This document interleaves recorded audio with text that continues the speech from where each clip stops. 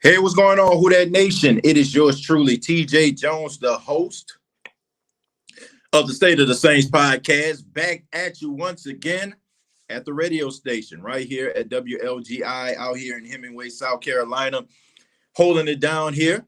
But I'm pretty sure everybody has heard by now that we have some very breaking news coming out of Saints camp.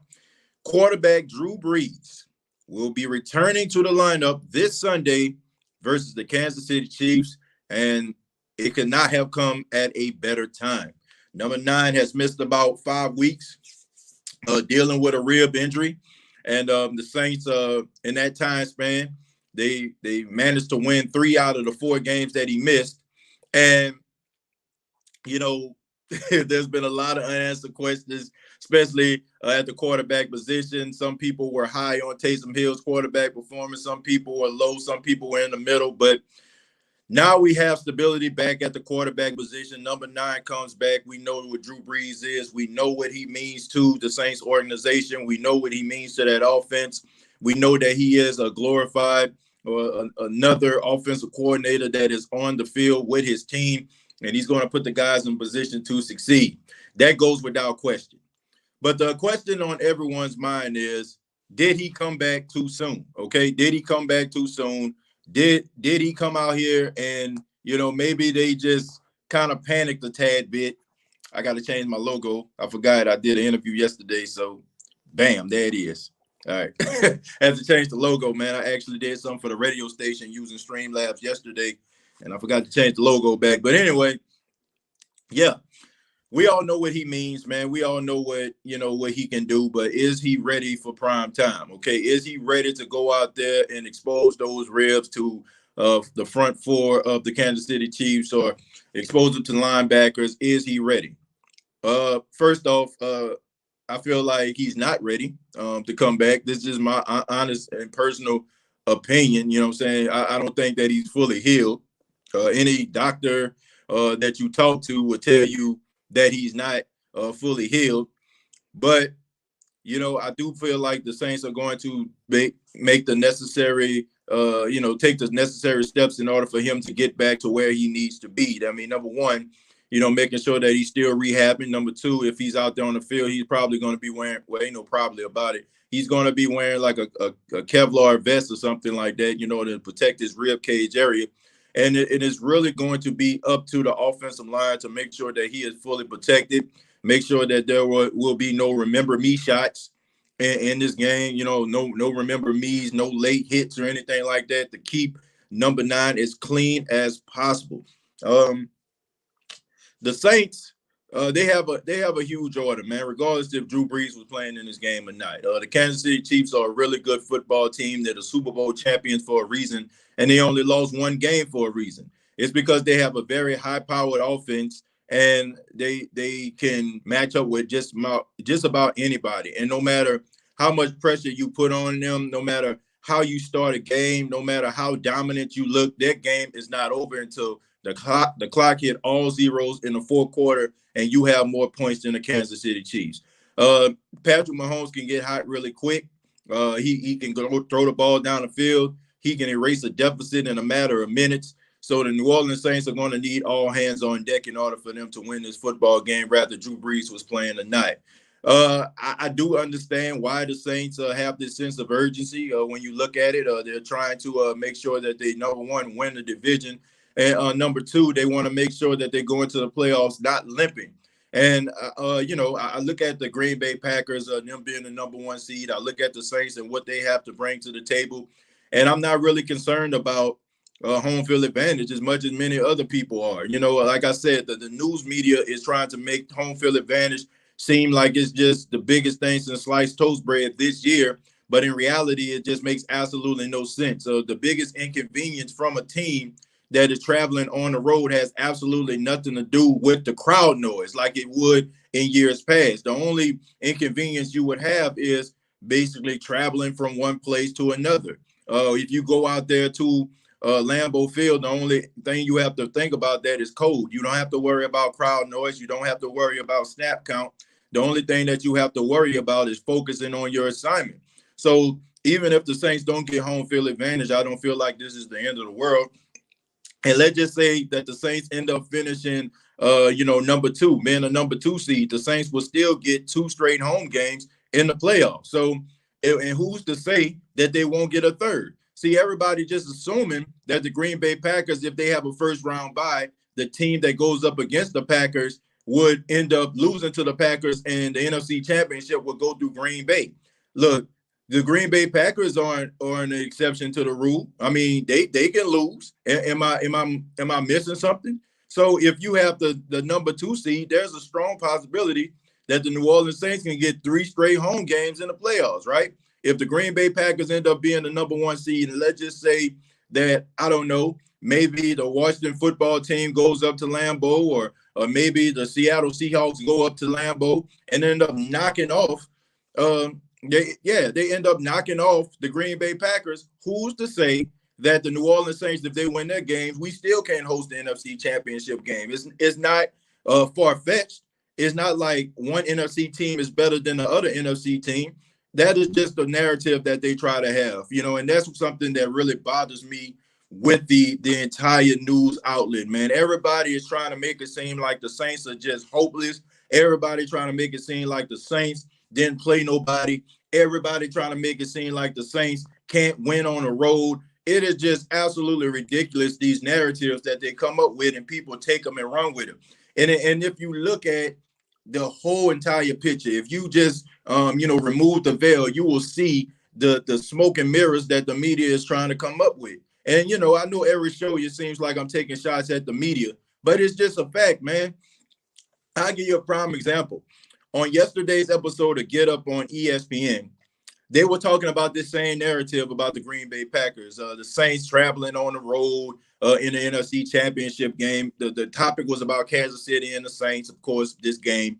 And then they started talking about the Saints sustaining home field advantage. And they brought up a video of Tom Coughlin in the NFC Championship game. And they were talking about how cold it was out there. And look what the Saints would have to be up against and stuff like that. And then Adam Schefter just intervened and jumped in and said, yeah, it was cold out there and everything like that, but the Giants ended up winning that football game. They went to the Super Bowl, and everybody was like, nah, what's going on? Like, they tried to hurry up and dismiss him and stuff like that because he completely destroyed their narrative. And not only did he destroy their narrative, but he ended up saying the same thing I was saying to you right now about how there's no crowd in these stadiums, and it's not really going to be a factor, and it is not like how it once was.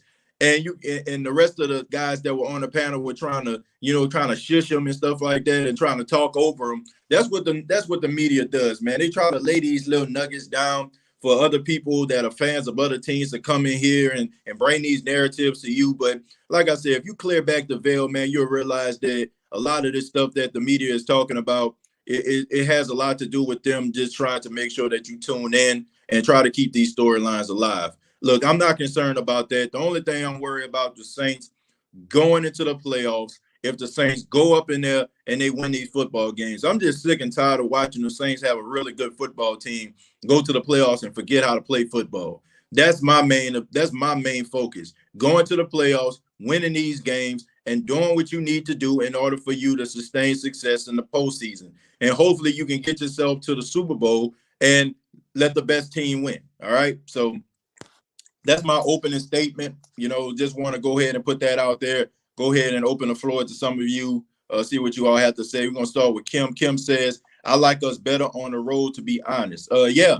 And that's another thing. The Saints are a really good road team. The Saints are one of the top road teams in the NFL, over the past decade. But that's what they don't tell you. They try to tell you the narrative about the Superdome being loud and crazy and the Saints can't play anywhere but the Superdome. But that's for people that don't really focus on the Saints. That's people that actually allow the media, once again, to give them the narrative about a team. That the Dome team cannot generate success on the road and outside or in inclement conditions, which is absolutely ridiculous. Leroy says, good podcast, TJ. I appreciate it, Leroy. Thank you for stopping by, my friend. RB says, Drew Brees is going to be running for his life. I mean, ribs. Well, that remains to be seen, and let's not get it twisted, man. Drew Brees is a smart quarterback. Drew Brees knows how to get out of harm's way. Drew Brees knows how to fight another day. And I know that our offensive line had a tough outing last time, but don't act like this offensive line is not a good offensive line, man. Just because, Taysom Hill kind of put them out there like they didn't know what they were doing because he was kind of holding on to the ball too long. And every expert, including the head coach of the Saints, said the same thing. Mike T, Easton, Kamara, Brown, P-Rob, all of these guys are important and all have been banged up. We need to buy. I disagree. I disagree with that. I disagree with the Saints just needing to buy. Like I said, I don't buy into this team needs to buy thing. You know what I'm saying? I don't buy into that.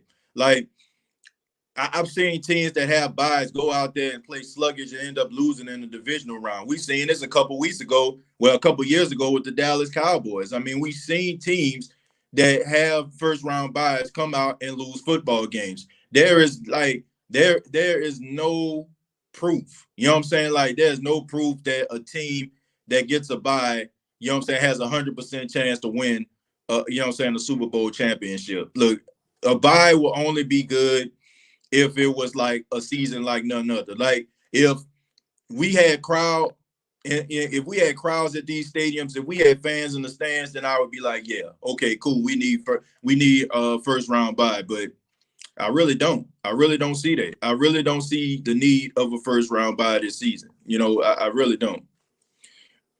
Green Bay don't even want to play in the cold.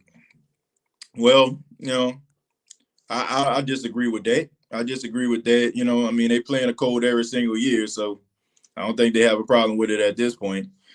I just pray that we don't have Drew on the Applebee's menu for the new prime ribs. Yeah, well, look, I feel like the Saints know what they're doing, and I understand that people are skeptical about it. I mean, I'm skeptical. I know for a fact. I don't care what anybody says. I don't care what Drew says. He is not fully 100%, okay? He probably good enough in order for him to be able to sustain or, take, some impact on his rib cage, but it's not 100%. And I guarantee you he's going to be out there with a Kevlar vest on. I guarantee you he's going to be out there with a Kevlar on. You know what I'm saying? I know he is. There's not a doubt in my mind. They all teleprompter guys. Yeah, pretty much. Teleprompter guys and earpiece guys.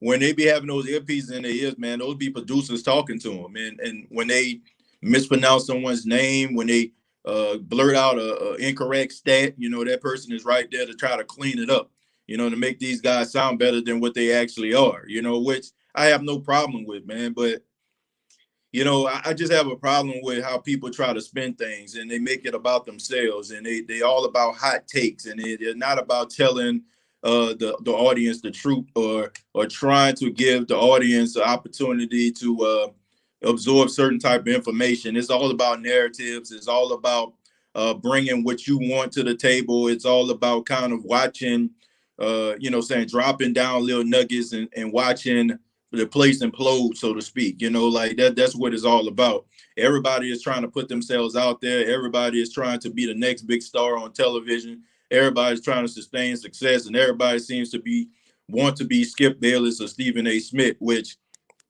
I really don't like. I like people that stay true to themselves. I think that you can get your point across, without having to go out here and trying to be a shock jock or trying to tell everybody, Drew Brees sucks or Tom Brady's not the best quarterback in the world or Drew Brees is not a really good quarterback or the Saints are not a really good football team, doing stuff like that in order for people to be like, huh, what? So they can go ahead and tweet and mention your name so people can click on your name so you can get extra follows. That's whack. You know what I'm saying? Like people that stay true to themselves are always the people that end up winning in the end. All those people out here that end up being mere caricatures and old, you know what I'm saying, and people that don't even know who they are anymore when they look in the mirror. Those people always seem to have a hard time in life and also to get ahead. That's why, to me, I try to stay true to myself. I don't try to follow the crowd. I don't try to listen to everybody's stuff and try to bring what people said to me, to you all. I mean, I give you all my honest and humble opinion on a lot of things. And I feel like that's the way that you should go because I don't want to cheat anybody. And I'm definitely ain't about to sell out for no likes, no follows, or no subscriptions. You know what I'm saying? I think I'm doing a pretty good job giving you guys every part of me every single time I do a podcast, and I see a lot of people, a lot of familiar faces come back. So I take a lot of pride in that. TJ, home field don't mean squat. The Saints lost 2 of the last 3 years at home. I think home field is overrated, especially this year. Reggie, thank you very much. I mean, look no further than what Reggie just said. My point exactly. Buck Skull Game in the house says hi. State of the Saints. Man, appreciate it, Buck Skull Game. Thank you, man. The Jack Sprat Show says you can't get mad at the media for being honest about us. Besides the Philly playoff game in Mark Ingram's first year, we don't play well in cold weather. Uh, I can't get mad for the media. Uh, Let me see, being honest about us. What's honest about saying that the Saints can't play in cold weather? Okay, let's go ahead and break this down. Right, the Saints had a game in Buffalo a couple of years ago, and they ran for 200 yards rushing. Isn't that Western New York? They won the football game. The Saints went out to Cincinnati and they blew out the Cincinnati Bengals out there in Cincinnati, Ohio. Oh, don't give me the fact that it's the Cincinnati Bengals. If they can't play in cold weather, no matter what team they go up against, they will struggle. They dominated that football game. You know what I'm saying? The Saints also went up to New York and we closed it out with an Alvin Kamara run for a touchdown. It was pretty cold in that game now, wasn't it? And the Saints end up winning that football game. The Saints end up going to Denver and they ran for over, you know what I'm saying, almost 200 yards and they had 42 carries. I don't care if they didn't have a quarterback. You will see like some type of struggle in the running game. The case in point, the New Orleans Saints can't play in cold weather. They beat the Philadelphia Eagles in the playoffs.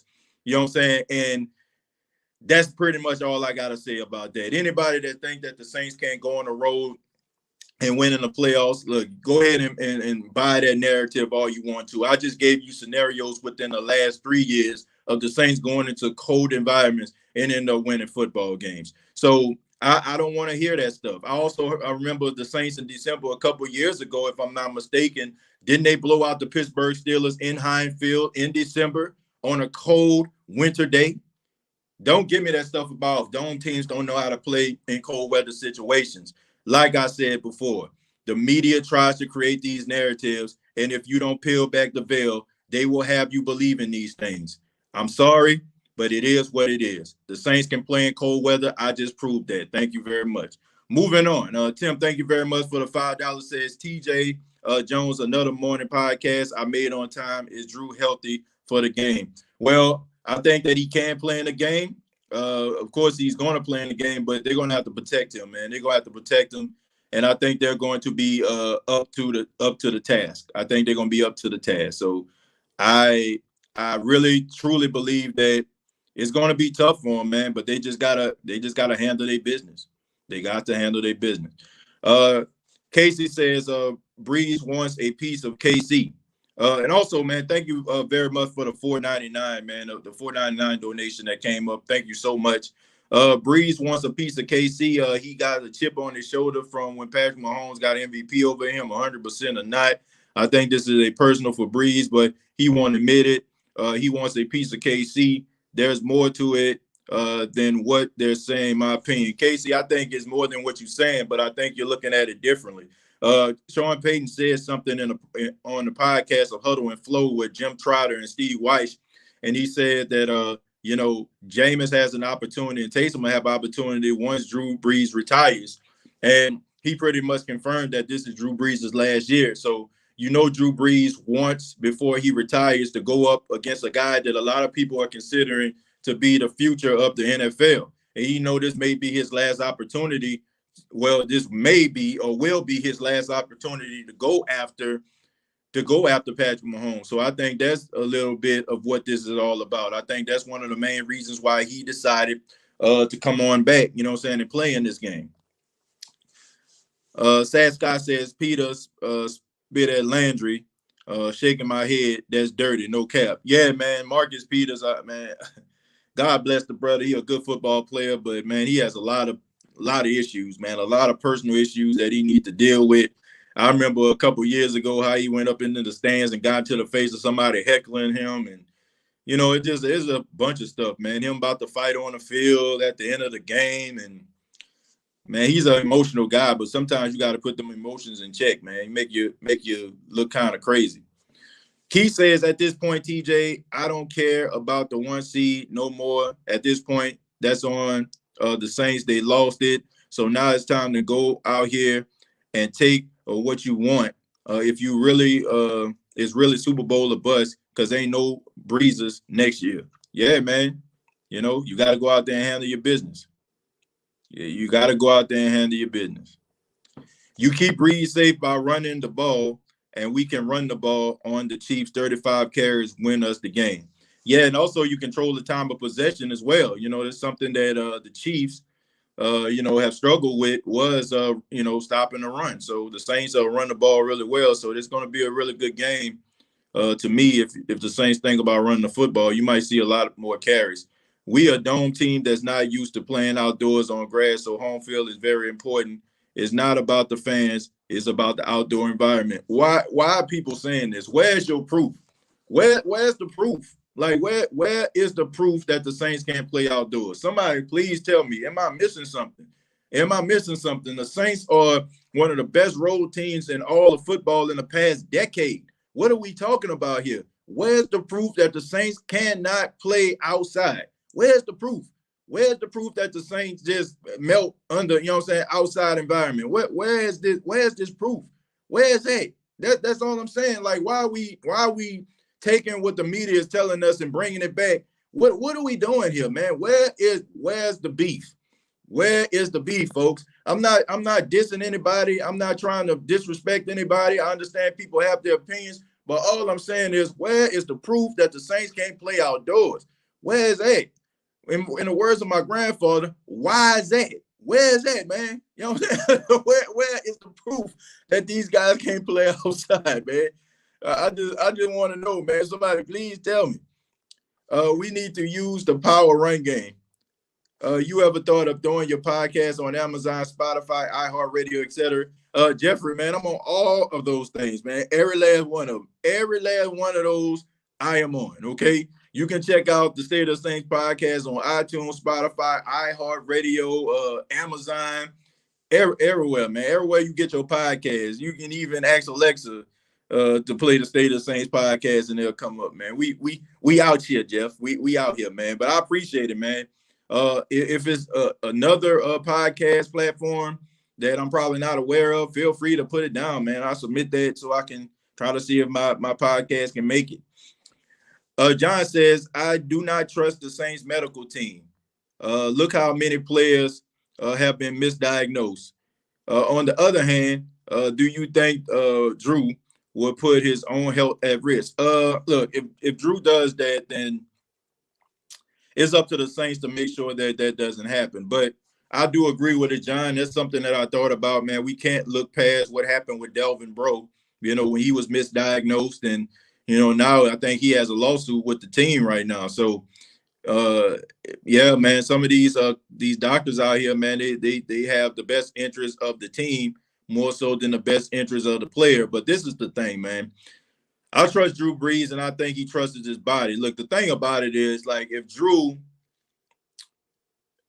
I wouldn't trust Drew if he would have continued to play in that San Francisco game. For him to take himself out, and the type of competitor that Drew is, for him to say that he don't think he's capable of going out there and playing and pulling Sean Payton to the side, that tells you everything that you need to know, man. So, and also, man, you got 4 kids at home, and you have a life outside of football. I mean, Drew Brees is 41 years old, but he's pretty young. You know what I'm saying? He got a full life ahead of him that don't involve football. So if I didn't see him do that, you know what I'm saying, then I will probably be skeptical about it. So I trust him in that process. I don't think I would trust the team. I don't really trust no team because I know the team looks out for the team. They don't look out for the player. They want that player to go out there and perform, and they want that player to go out there and generate some wins. So let me see. Stephen A. Smith needs to shut up. Hold on, my bad. I'm going to get back to you, Larry. Stephen A. Smith needs to shut up. Who that Saints Nation? Well, I'm not concerned about Stephen A. Smith, man. Like I said, all of them be listening in their earpiece, man. Go Face Griller, thank you very much for the $5. Says trust the Breeze. Damn Skippy, you do. Larry says defense plays better without rankings. I think that the rotation with Malcolm Brown being hurt too, I think that's significant as well. I think he's really good at run support. Bucks fans stop lurking.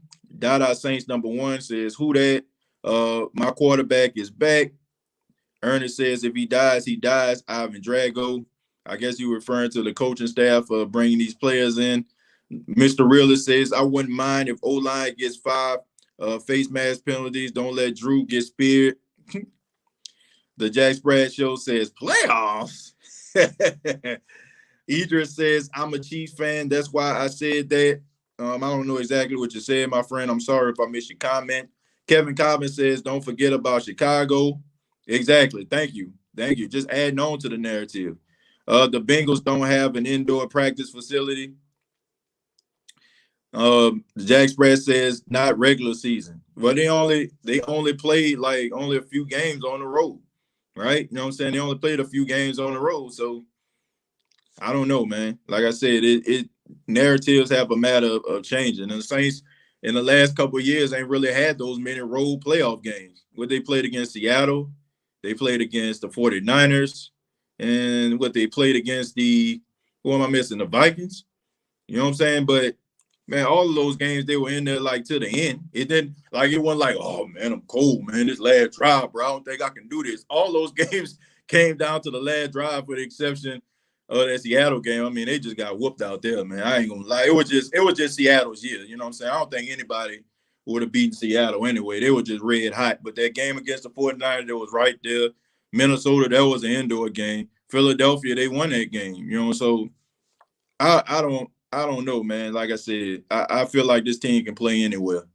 They can play anywhere. I think that we've sadly mistaken if we think that this team can't get it done. Big Wick, thank you very much for the $5. I appreciate it, my friend. CD Crush 87 says 2014 wild card game in the cold Philadelphia. We went up there and beat them boys in the divisional round. I think we beat them in a wild card game, I think, if I'm not mistaken. I think we beat them in a wild card game, not the divisional. Let's see. Everett says if Tom Brady was returning from broken ribs and a collapsed lung, no one would be questioning Tom Brady laughing my behind off. I disagree with that, Everett. I think that they would be questioning it, because, it's who they are. It's who they are. You know what I'm saying? The magnitude, the figure. I think they would be questioning it. But, I think we need to be asking, why would they be questioning? Would they be questioning because it's really a concern to them, or would it just be good storyline? Tahir Jones says, Ruiz looking like a bust so far, TJ. Imagine if we went elsewhere. I don't think that he's a bust, Tahir. I just think that he's not comfortable at the position that he's playing. He's playing a guard position. He's played center, I think, every single year since his sophomore year of high school. So you're expecting this guy to go out there and play a position that he's not used to playing. So, and then also, I don't consider him being a bust because in reality, I mean, he only gave up really one sack, but it was the sack that really that cost the Saints, Drew Brees for a couple weeks. The thing about it is with offensive linemen, we don't pay attention to the offensive linemen when they're doing good. We only pay attention to them when they're doing bad. And when they're doing bad, I guess it's completely like amplified because it comes in huge doses, you know what I'm saying? But it's kind of the same, way when it comes to the cornerback position. When guys are out there with good technique, breaking up passes, we really don't see anything. But then when a guy give up a pass or two, oh, he sucked and stuff like that. So I think the offensive line is the same thing, but I think we need to put this in context to here.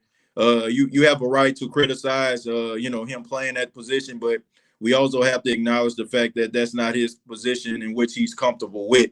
I think next year, if you want to fully evaluate him with an off season, you got to look at the fact that he still has a young kid's body. You know what I'm saying? Like he still has to kind of bulk up, develop a little bit, and also get to his primary position at center. Then I feel like that would be the right time for us to evaluate him. Right now, I just feel like he's kind of just going through the motions and kind of plugging and playing. And if you look at how the Saints have been utilizing the offensive line, he hasn't even been in a starting lineup. And you probably wouldn't have seen him as much as you did in Philly if Nick Easton wasn't out with a concussion. So let's put that in context, man. Let's not put the bus title on him. Acknowledge the fact that okay, there wasn't no OTAs and no mini camp, and training camp is not going to get you ready to play the center position. So he's not at the position that he would feel comfortable with playing. So next year, when he has a full off-season training camp, OTAs, mini camp, or whatever, then we can evaluate him when he goes to that center position and you see Eric McCoy go to the outside at the guard position. So every team in NFC South has less than 48% franchise winning percentage. He said that yesterday. Find some new material, Patriot fan. Joe Head says Spygate, Deflategate, Hookergate, Brady rules, please. Oh man, Saints have been terrible apart from Bucks games. I disagree with that. Sean Payton is better than Bill. I disagree with that. Bill Belichick is the greatest coach of all time. Might say Hookergate. Oh man, y'all boys crazy, man. Y'all boys are crazy. Yeah, but I don't feel like Sean Payton is better than Bill Belichick. That is not true. Even on the State of the Saints podcast, that is not true. Bro, I ain't even going to answer him. He's a troll. I mean, y'all haven't figured that out right by now. Ruiz is a rookie. No offseason, no OTAs. I say he's doing very well. Yeah, I mean, like I said, you have to evaluate him when he goes to his primary position of center. RJ Mason said, TJ, how many points you think we put up on the Chiefs? RJ, I'll let you know on tomorrow. I got to say something, man, with the prediction show. So I'll let you know tomorrow on the prediction episode of the State of the Saints podcast. I'm not going to say it right now. And then also I'm going to be taking some of your calls on that show to get the predictions as well. So tune in, man. Not quarterback, not cornerback. Let's see. Idris says he's getting facts thrown at his face, and he's ignoring it.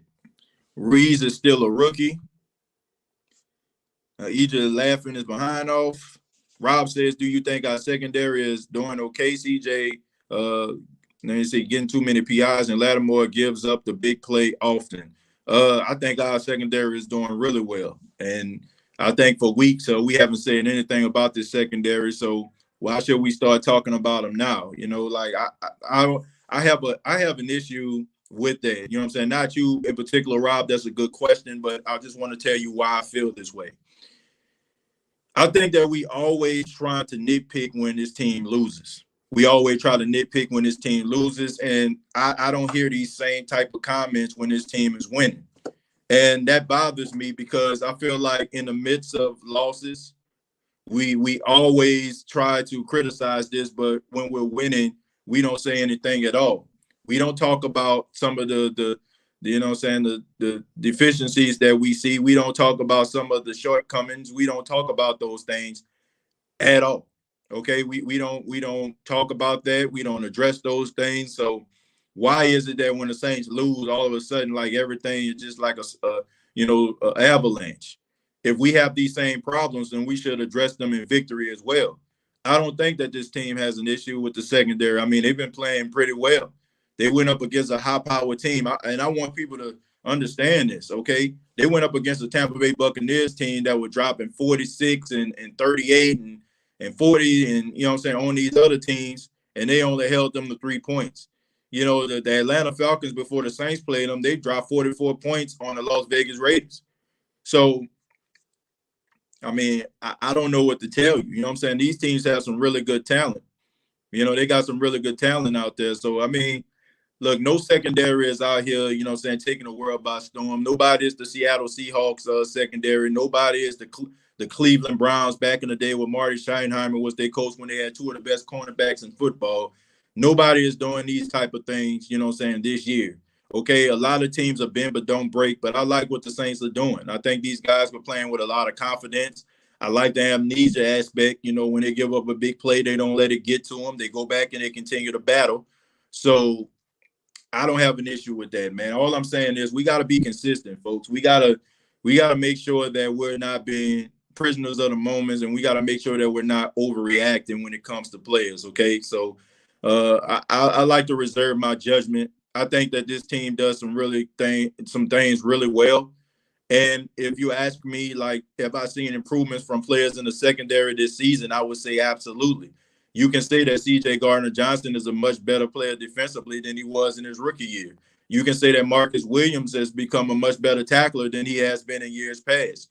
You can say that Malcolm Jenkins has become a much better player in the secondary than he was when he first came back to the Saints. And you can also say Janoris Jenkins is playing a little bit faster than that. Now, you know what I'm saying? You can talk about Lattimore having up and down, but I mean, he's been that way, his entire year, you know what I'm saying, his entire career with the New Orleans Saints. So, in my honest and humble opinion, I think that they have a recipe for success. And, they're no worse or no better than any other team that I've seen. Tahir, thank you very much for the 1999, my friend. He says, I like the kid. He is from Jersey. He has been getting outplayed through New Orleans offseason, no OTAs, but you have a job, man. You fill a spot that you are put at. Nick has been outplaying him. 2 concussions in 1 season is costing. But Tahir, once again, thank you very much for the donation, but that's not his primary position, man. Like if you put Marcus Williams at outside cornerback, do you expect for him to be shutting down the field? If you see Andrews Pete at the left tackle position, if Teron Armstead is out, do you expect Andrews Pete to play the left tackle position better than Teron Armstead? This guy is not a primary guard. You know what I'm saying? He is not. You know what I'm saying? Like, and honestly, I didn't expect for him to go out there and play lights out as a guard because that's just not his primary position. It don't work like that. If you don't have good hands and you mostly play on the defensive side of the ball at safety and cornerback, and a team tells you, hey, go out there and play wide receiver, and you dropping passes, I mean, you're a cornerback safety for a reason, right? Most people that become cornerbacks and safeties is that they don't have strong hands. So, like I said, I'd rather evaluate Cesar Ruiz when he's at his primary position. He is a center. He has been a center the majority of his football life. So until he comes to that position, until he plays that position year in, year out, week in, week out, then I will reserve my judgment. Right now, he's just out there battling. He's doing what he needs to do. And, he's going to win some, he's going to lose some, but at least he's out there battling. I appreciate that, I'm saying, that he's doing that, but I think anybody that's criticizing him for not playing guard well when he's a center, I think we need to pump the brakes a tad bit. The story has not been written yet on the career of Cesar Ruiz. Quan says, I think we need to put Jack Rabbit on Hill this week and turn Davenport loose on Mahomes. Well, I think Janoris Jenkins will be on Tyreek Hill. That would surprise me if he wasn't. I think that Sammy Watkins is going to be on Marshawn Lattimore. He's going to be guarding Sammy Watkins, Marshawn Lattimore. So I think that's the matchup that you're going to go with. Y'all not guaranteed a spot in the playoffs yet. What are we talking? Who are we talking about? Oh, who we talking about here? I hope we're talking about the Saints because the Saints already clinched the division. I know he's probably not talking about the Saints, though. Last week was a fluke, bad week, and our defense have thrived for weeks. To be honest, I see that game as a wake-up call. We're ready to eat, and these boys are about to take their chains off. Well, I hope so. I'm not, like I said, I'm not being a prisoner of the moment. Exactly. We win. Let me see. You don't hear about no one being called a bust. When we lose, they want to jump ship, keep the same energy. Exactly. I remember week 1. Was that week 1? Yeah, week 1. I think the Saints end up winning against the Tampa Bay Buccaneers, and I think I did an episode. I think the next day or the day after that about some of the things the Saints need to clean up, and everybody started criticizing me. And they're like, man, why you doing that, man? We won. Y'all acting like we lost. But I'm like, why hold that energy in? Or, some of the concerns you have when a team loses. You know what I'm saying? Like that's the kind of stuff that makes us sound like whiners. That's the kind of stuff that makes you sound like a crybaby. Is when you wait for a team to lose and then all of a sudden, like, oh, this happened, that happened, this happened. They need to fire this person. They need to fire that person. Like that makes you sound like you're a whine and a crybaby. And that's when, Saints fans start to get this this stigma of being criers and whiners and complainers and talking about everybody cheating every time we lose. Like, keep the same energy. Like, pay attention to the game. Don't just focus on the outcome. Like, look at some of the issues that was plaguing the team. I stood by what I said, and I didn't apologize for it. Don't just wait for the team to lose in order for you to bring something to the forefront. If you see something, say something. Don't just be, don't just, what they say, don't just know where your umbrella at when it's raining. Know where the umbrella at when the sun's shining too, because you might end up needing that umbrella one day, real soon. So, keep the same energy. That's all I'm saying, man. Keep that same energy, folks. Washington football team will win the Super Bowl in February. Alex Smith. Alex Smith, once again, I don't want to say once again, Alex Smith, we appreciate you. Definitely going to win comeback player of the year. Glad to see you back in football. That story on E60 was absolutely amazing, man, that you even walking around. But at the end of the day, my friend, I don't see that happening, Alex. I don't see that happening, man. But I'm glad to see you back. And I understand that you're a little banged up right now. Hopefully you get back on the field. Ken Hawk messaged Steve on what app? Okay, what are we doing here? Let me see. Ken Hawk messaged Steve on what app? He got you 5,000 in your cash app. I got spam on here, boy. I done made it, boy. Imagine. we done got spam on here, man. We done made it. Who that nation? I think the NFL's higher ups. Let me see. Pressure Brees to come back, not at 100% for CBS TV rated Brees Mahomes narrative. I hope not. But I don't think that's the case, man. I really think that Drew Brees just wants to go out there, play against Patrick Mahomes because he feels like this might be the last time he gets that opportunity. No Washington hate from us, man. I don't hate though. First off, man, outside of the Saints, how can you not cheer for a team like the Washington football team? You think about Ryan Rivera, Riverboat Ryan, out there coaching, all the while fighting cancer. You think about Alex Smith, man, who almost was on the verge of getting his leg amputated, but not right now. He's out there playing a quarterback position. And then there's a team that nobody really expects to do anything at all, and now they lead the NFC East, even though it's a struggling division.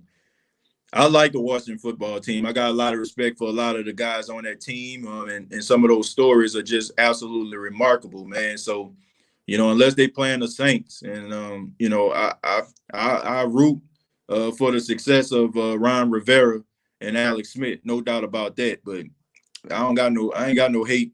I ain't got no hate in my heart for the Washington football team. I really don't. Those guys on that team, I want to see them be successful. The fact that when I seen Alex Smith's wife in the stands with their kids and he threw that first pass and she had tears in her eyes, and I'm pretty sure she was thinking about those late nights and him like even walking around is a short of a miracle. I think about that kind of stuff as a human being. Like you have an appreciation and have a emotional investment in when you watch stuff like that. Let's see. Being Native American, I have been a Redskins fan as a kid. I root for them other than when they play the Saints or the Titans. Well, like I said, man, I like the football team. I don't want to say the other name because I don't want to disrespect any Native Americans out there. Even though you say you are, Adrian, I still don't want to disrespect. You may not look at it as disrespect. Some people may look at it as disrespect, but I have a lot of respect for the football team, no doubt. Carla Jackson, he is consistent. Yeah, pretty much. Say TJ, I know we're talking football, but what do you think about our Pelicans roster and how you think they will do this year? Well, I think with the addition of Adams at the center, I think that's a plus. I think he's one of those enforcer guys that's been missing from the Pelicans for a while. Even though Anthony Davis was extremely talented, DeMarcus Cousins was talented. You really never really had one of those, enforcers like in the lane like that. DeMarcus Cousins, I don't really consider him that way. So, and also I think that you have a good backcourt. I think that I think that Lonzo Ball understands who he is. I think being away from the Lakers kind of helped his career. When you play for the Lakers, there's a lot of pressure. And not to mention Magic Johnson kind of put that on him, saying that they were going to have statues built outside the Staples Center with Lonzo Ball. So you have that pressure too, him being compared to Magic Johnson. But here he can go out here and try to figure things out. And also, like a key point is he kind of disassociated himself from his dad in certain ways. I think his dad put a lot of pressure on him, and a lot of NBA players were ready to kind of shut him down, and he wasn't able to kind of play his game because his dad was running his mouth, saying he better than LeBron, saying he better than Curry, all these different things. So I think that it'll suit him better. I like the fact that they extended Brandon Ingram. I think that he has a lot of promise. And Zion Williamson, man, I like the fact that they're not rolling back his minutes. So he's not on minutes restrictions anymore. I think that the more that he plays, the better he's going to get. I think he put up about 25 or something like that the other night. So I think that they have a really good basketball team, man. And they got guys coming off the bench, veterans and stuff like that, good shooters. So I do think they're going to be in playoff contention when it's all said and done, pending some injuries to those guys. And I like what I'm seeing out of the Pelicans. I like the rotation. I think Stan Van Gundy is going to get those guys together defensively. And we all know Stan Van Gundy, man. He don't take no mess from nobody, no matter how big of a superstar you are. He's a team first guy.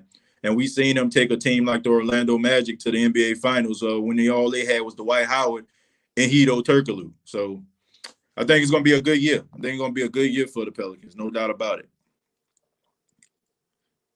AFC East is trash, but NFC South is okay. Haters going to hate Bucks are the Eagles of 2020 Dream Team. LaMelo is my favorite player, though. LaMelo, I like him. I think he needs to bulk up just a tad bit.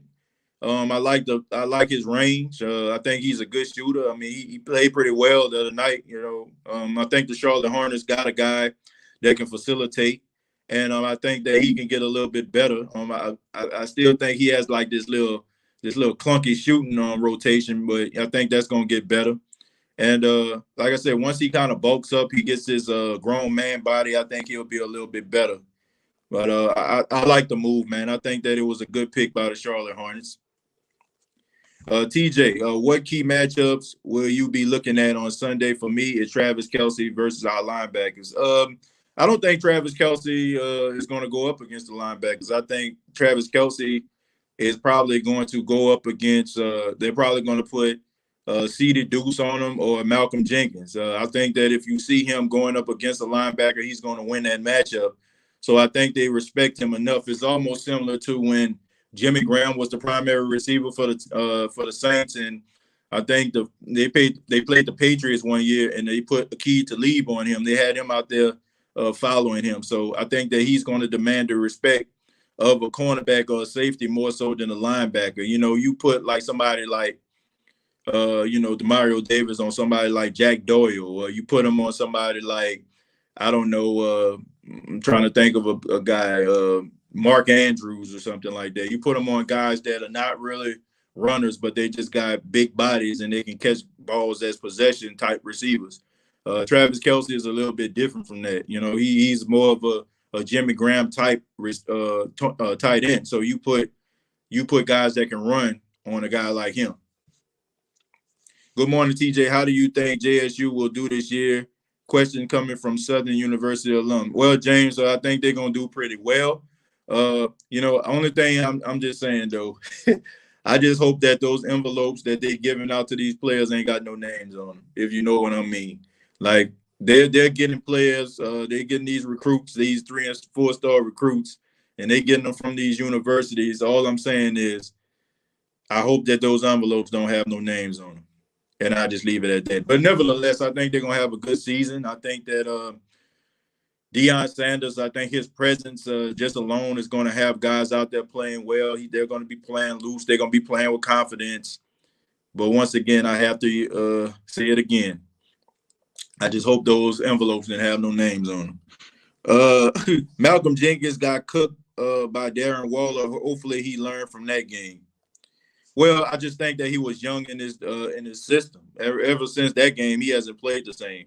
Shout out to my wife Courtney, New Orleans Saints fan via marriage. Okay, man. Shouts out to Courtney.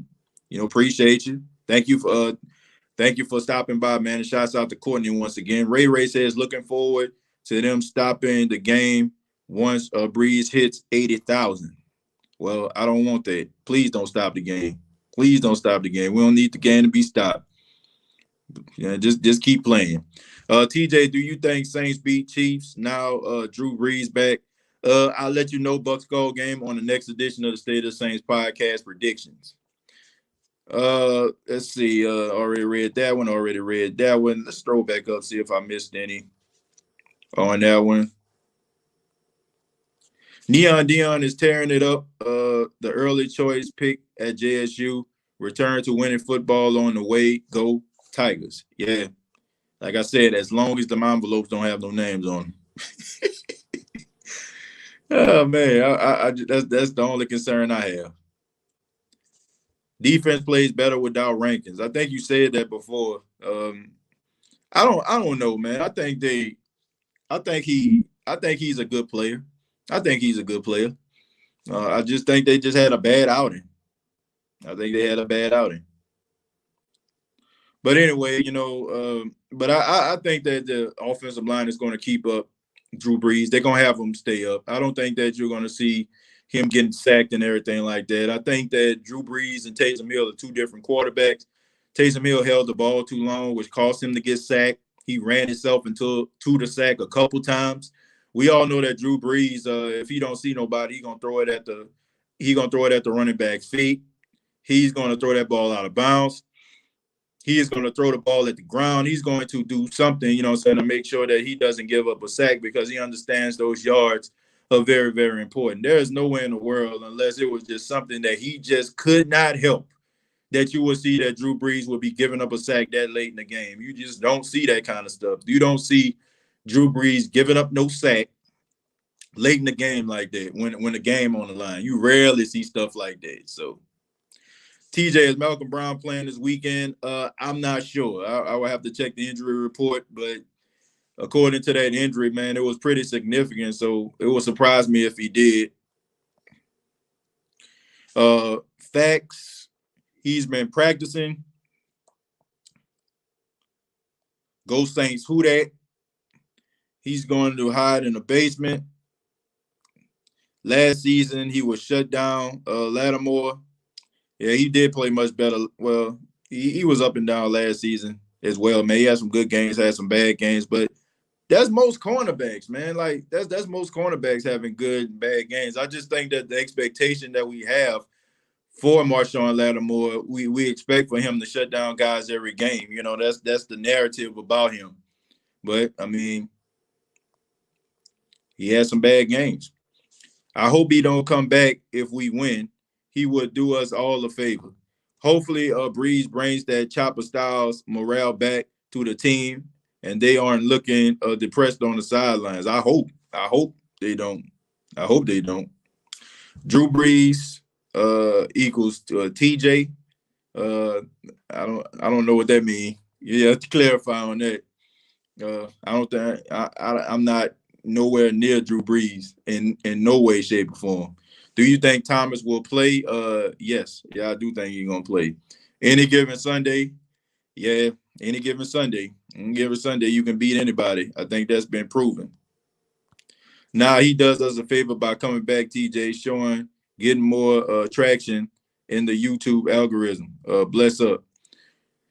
I don't know, man. I don't understand why y'all, letting that guy get to y'all, It's obviously that he just doing that and he poking the bear, and it seems like he's pretty good at it.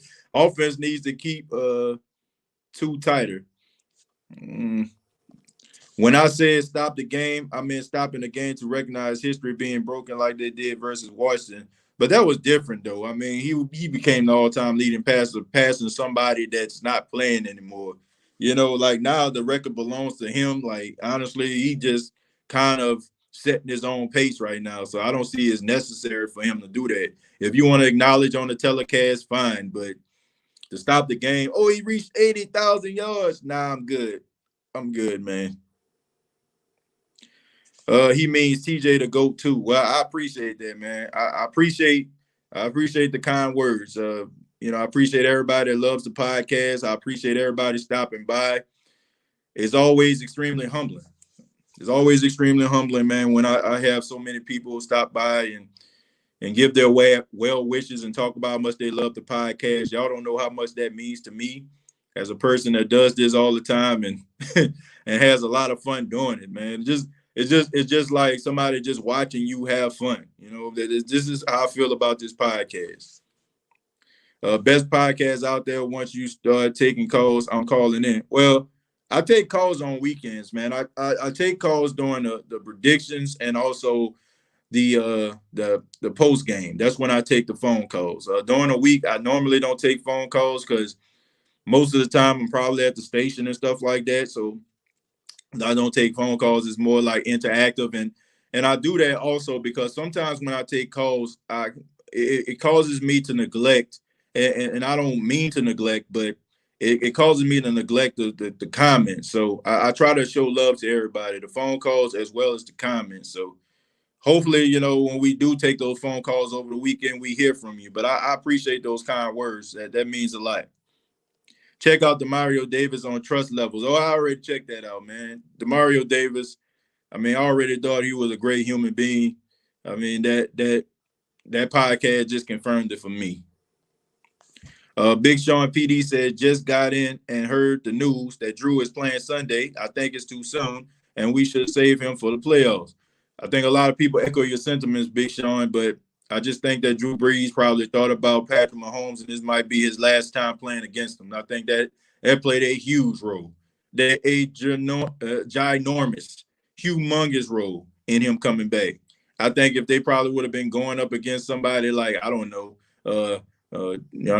Jeff Driscoll or something like that, you'll probably see Drew Brees on the sidelines. But the fact that you're going up against a guy that people are saying is the man, that it is an extra incentive for number 9 to hit the field.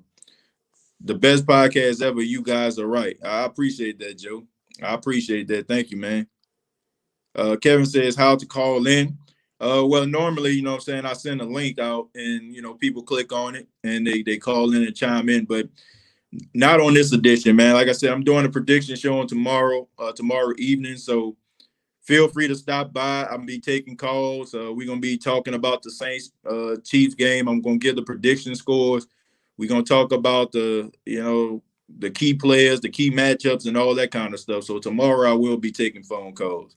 So be sure to stop by. I'll make sure that I put, the scheduler up so people can know what time I'm going to be doing the show, and hopefully I see you there. And also, since I'm thinking about it tonight, I'm going to be on a East-West football podcast tonight. If you go to facebook.com, search The State of the Saints podcast, I'm going to put the link in there so you'll be able to check it out. You can go to youtube.com, search East-West football podcast, and subscribe to their channel and be able to check it out, man. I'll be on their show tonight at 9:30 p.m. Eastern, 8:30 p.m. Central. So if you're not doing anything, I ask the Who Dat Nation to stop by to support yours truly as we talk about the Saints versus Chiefs game, man. I'm looking forward to seeing you guys there. Tom might retire since he can't have his way in our division. Breeze ain't retiring this year. He will be back. Not from what I heard from Sean Payton. West says good vibes. Gabriel says, let's go. Tamara says, okay, thank you. I had a phone call and I missed it.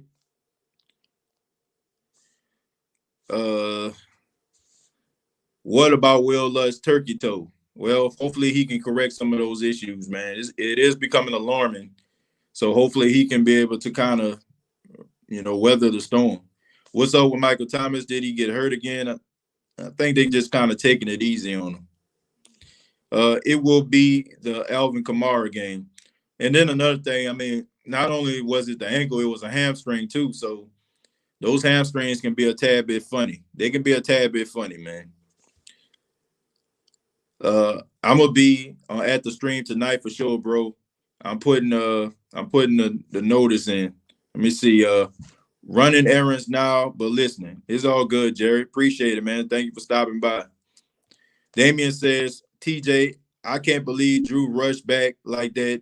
Even your wife said there's no way he should be healthy. Yeah. I am. My wife is amazing, and she's probably one of the most smartest people I ever seen. Like when it comes to like medical stuff, she may not admit it, but she like a medical encyclopedia. Like it'd be like it could be like some funny medicine or something like that, and you know, she'd be like, "Well, spell it," and I'll be like, "I spell like the first three words." She'd be like, "Oh, you mean?" I don't know, Exibapam. I'm like, yeah, that's it. You know, like, but you ask her anything about any type of medical advice, like she right there on it, man. So I trust my wife. My wife does a good job. For those that don't know, she's a nurse practitioner, man. So I asked her about it, man. I said, how long you think it takes for somebody to get well? She said probably about 6 weeks or longer. So, it hasn't been 6 weeks. And she asked how many, and she was like, nah, he definitely ain't gonna be ready. So I trust my wife, man. My wife is really good at what she does. Sean Payton said Brees will retire. Might just be about right time for Saints spaghetti arm to retire. He needs game before the playoffs. Someone has a fractured neck. I think that was the guy from the Lions, right? That was the guy from the Lions. You were talking about. But I know Deontay Harris been having some neck issues. I don't know if it's fractured or not. The Moment says, y'all punks is my prisoners. Thank you very much for the $2. The prisoners of the moment. Definitely got some up in here. We only need 4 to stop KC. We got this dub. Somebody said roll tide. Got Alabama in the building. Shouts out to all the people in Alabama. That's where my wife is from. She's from Montgomery, Alabama, by way of Tuskegee. Mike says, who we going to put in for Tyreek Hill? I think Janoris Jenkins going to go up against him. The center in Detroit. Yeah. I'm a KC fan, but respect to the Saints family. West, thank you so much, man. Look, I ain't got nothing against the Chiefs, man. I don't. Like, I don't have, like, I'll tell you if I don't like a team. Like, I don't like the Falcons. That's pretty obvious. I don't like the Cowboys.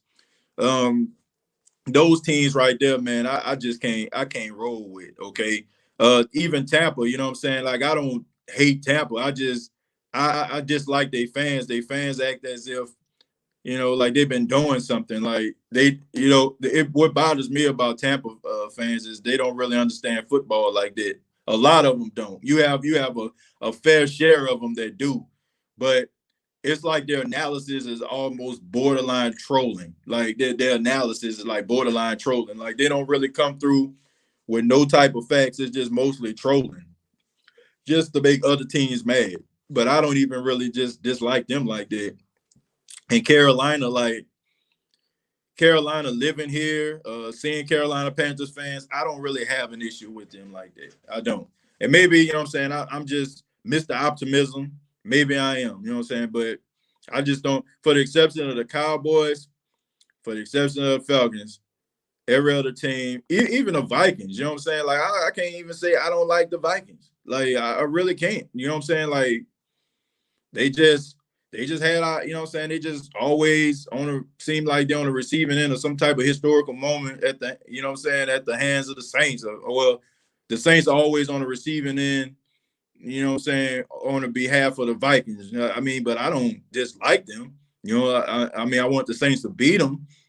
But for me to be sitting up here saying that I hate the Vikings is, like if they beat the Saints, for example, I want them to lose, okay? But that's any team.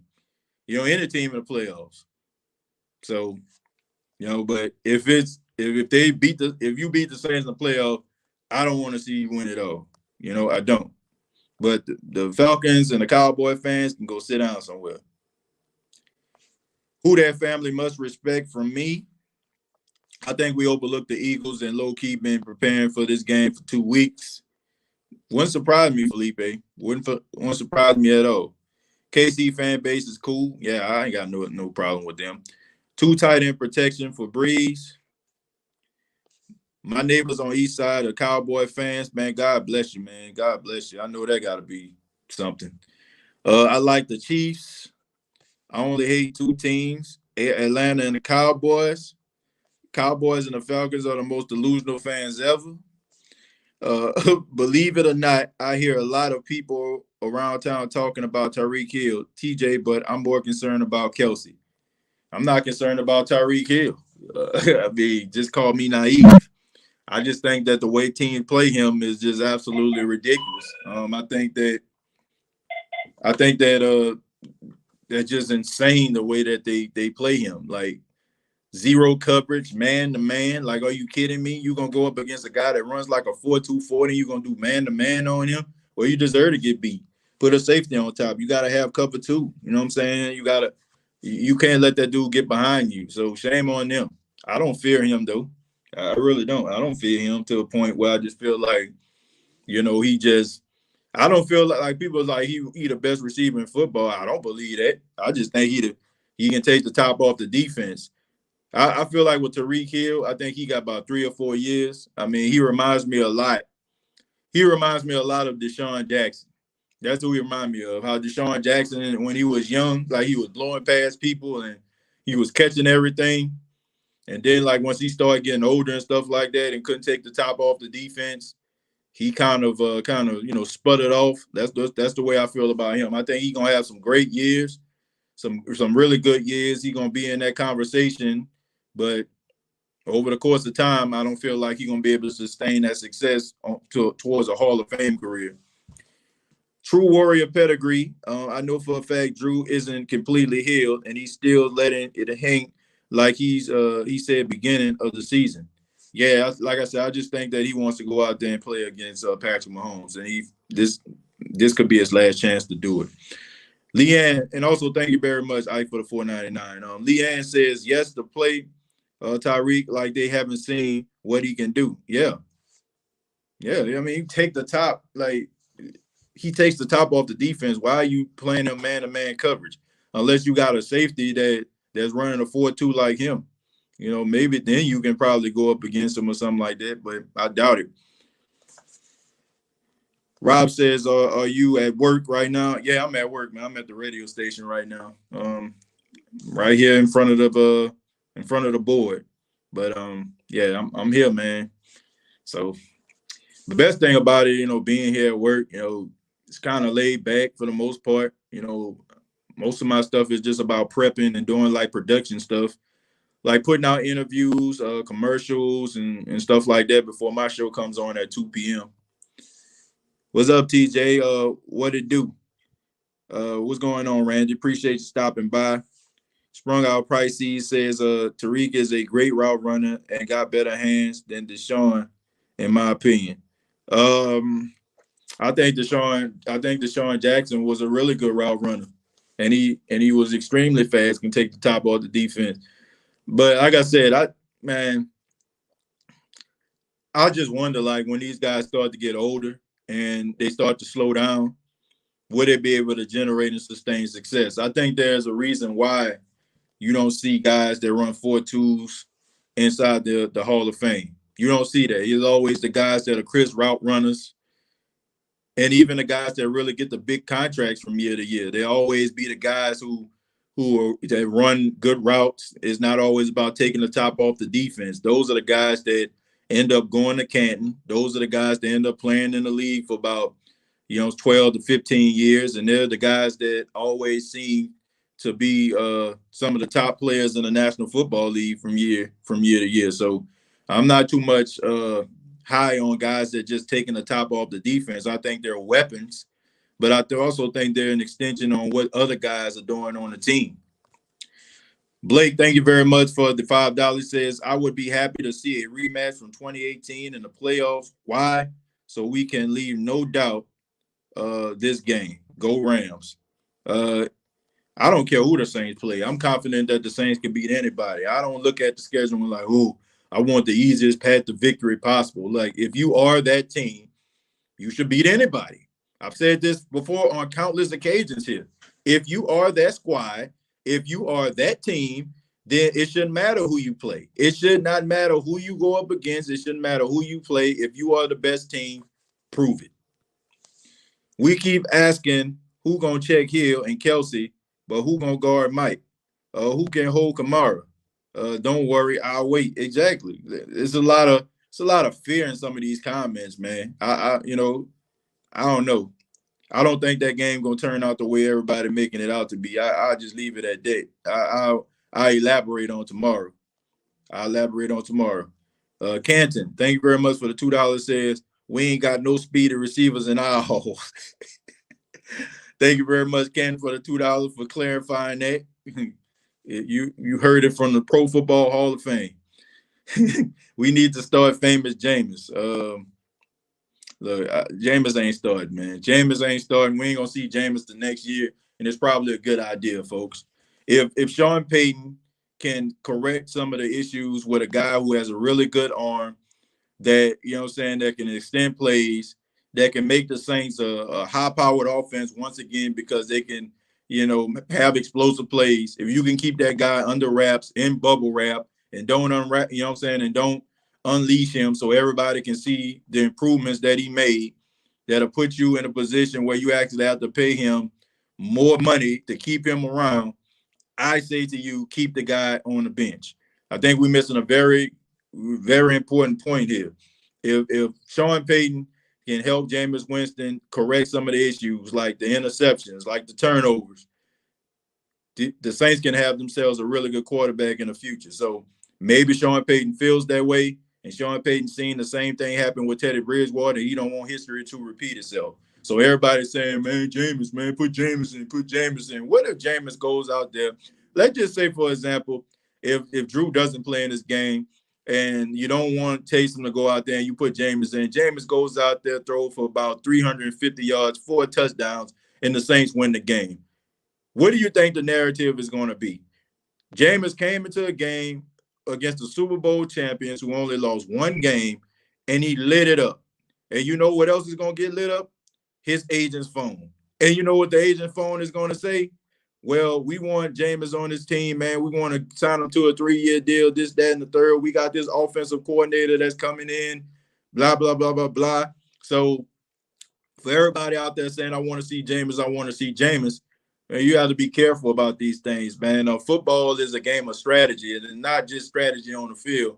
It's strategy off the field too, man. You got to keep that in mind. So I'm pretty sure there's a mystery and there's a method behind the madness of Sean Payton.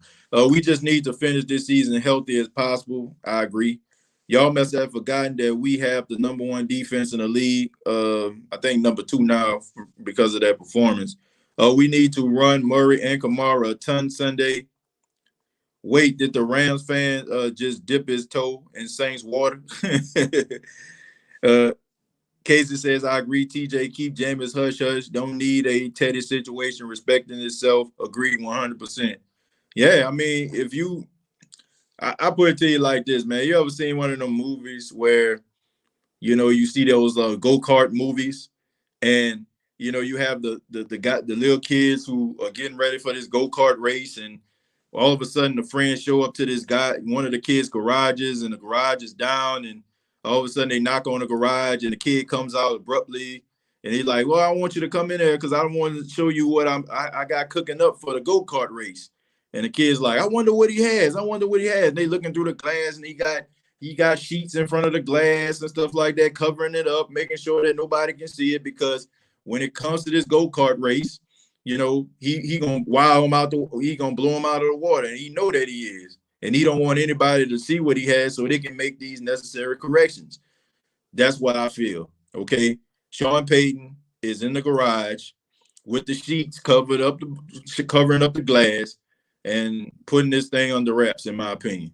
As crazy as that sounds, you can have your opinions about Jameis Winston all you want to, but you have to agree that he has like some great qualities about himself, that if he eliminates those interceptions, if he can cut them down from 30 to about 14 or 15, then this guy can be a really good quarterback in the National Football League. He can be a very competitive guy, and he can get teams to the playoffs. So say what you want about him, man. You gotta believe that this guy has some talent, and Sean Payton don't want to show that talent off.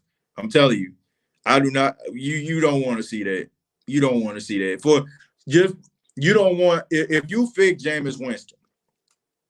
If you fix Jameis Winston, you don't want him to go out here and blow it out of the water just so you can feel like you a viable Super Bowl contender. And this guy goes out here and he goes to another team because you can't keep him around. So that wouldn't be a good idea to me. Leave him on the bench. I'm gonna read a few more, then we're gonna get up out of here. Football and NBA business. Let Jameis get his money. Charlotte Hornets drafted LaMelo for jersey sales. Yeah, I say, look, it is a business, but it's smart business too. It's smart business too. Like, you think about these places that have businesses, you have competitors, right? The key is to make sure that you're doing things that the competitor is not doing to make your business successful. So you might hold some things back. You might roll out the red carpet at certain times that keep your competitors kind of, wondering what's going on, keep them lost. That's what you want. You know what I'm saying? Like, it's a business, but it's smart business too, man. You got to be smart about that. And I think the Saints will be smart about that. I would. The Raiders got their quarterback situation now. Winston Cool, he's from Bama. I mean, I think he got a lot of good qualities. And we're going to end it with DLP 2600 says, who that Lattimore better get ready. He find out real quick how good the Chiefs offense is.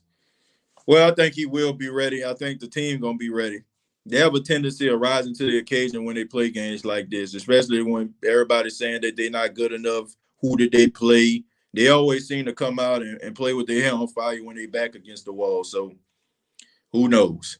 But I want to say thank you very much for checking out the State of the Saints podcast. Once again, tonight at 9:30 p.m. Eastern, 8:30 Central, I will be on the East-West Football Podcast.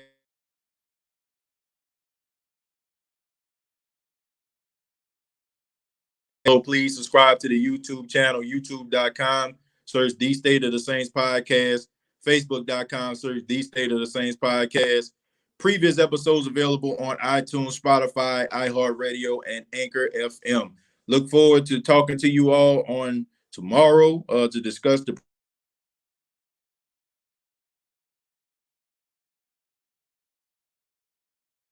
Wait a minute before I go. Also, man, so follow me on Twitter. Follow me on Twitter at State of Saints. At State of Saints. Till next time, all I gotta say is, wait a minute. I'm just playing. Who that?